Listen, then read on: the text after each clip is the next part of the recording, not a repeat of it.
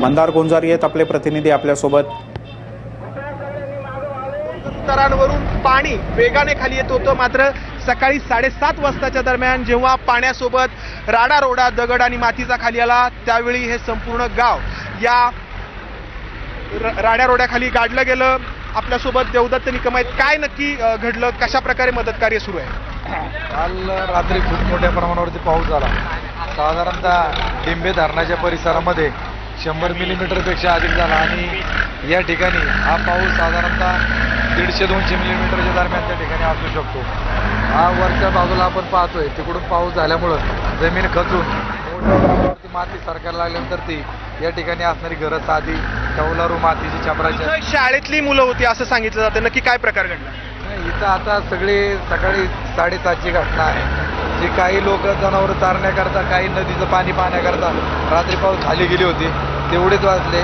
त्या सर्वांच्या मध्ये सगळी लोक घरामध्ये आणि या परिसरामध्ये होते। एकदम दरड कोसळल्यानंतर सगळ्याचे सगळे सपाट झाले। साधारणतः या ठिकाणी जी जीवितहानी झाली त्याचा आकडा मोठ्या प्रमाणावर असू शकतो। आता 67 घरं त्यातली 44 गेलेत। काही जे वाचलेले लोक आहेत त्यांच्यामध्ये 400च्या दरम्यान देखील लोक असू शकतात। अजून नेमकं आतापर्यंत आपण पाहिलंय की 15 जे मयत लोक आहेत त्यांच्या निघले, 6 जिवंत निघलेले। काही लोक पाण्याच्या प्रवाहावर खाली वाहून गेले। आम्ही या ठिकाणी सगळं सामुग्री घेऊन बरोबर 11च्या दरम्यान या ठिकाणी पोहोचलो आणि मग या ठिकाणी पोकलँड JCB लावून या ठिकाणी काम चालू आहे। हे काम 3 दिवसाशिवाय उरकू शकत नाही, त्यामुळे आज नेमकं आपल्याला काही त्या ठिकाणी सांगता येत नाही। तुम्ही कुठले आहात, तुम्हाला कसं समजलं? आम्ही शेजारच्या गावचे आहोत। आम्हाला 7:30-8:30 वाजता कळलं याच्या डोंगर वरतून माती आणि दगडगोटे आल्यामुळे गाव गायब झालं असं कळलं आम्हाला। आपण पाहू शकतो या ठिकाणी या गावातल्या ज्या इमारती होत्या त्या इमारतींचे इथं हे काही सांगाडे आहेत। याच्यावरून आपल्याला अंदाज येऊ शकतो की किती फूट खोल खाली हे संपूर्ण गाव या ठिकाणी गाडलं गेलेलं आहे।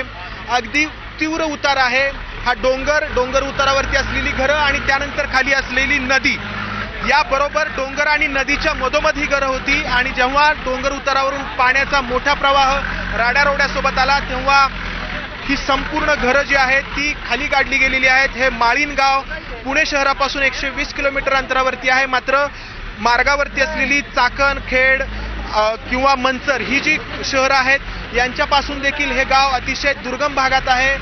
डिंबे जे धरण आहे त्या डिंबे धरणाला पूर्णपणे वळसा घालून या गावापर्यंत यावं लागतं। ना कोणतं मोबाईल नेटवर्क आहे, ना कोणतं संपर्क साधण्याचं साधन या ठिकाणी आहे।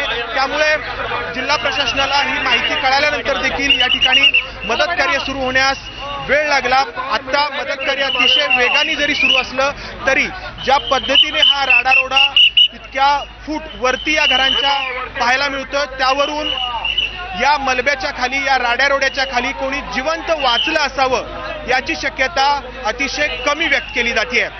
कॅमेरामॅन विजय राऊतसह मंदार गोंजारी, ABP माझा, पुणे।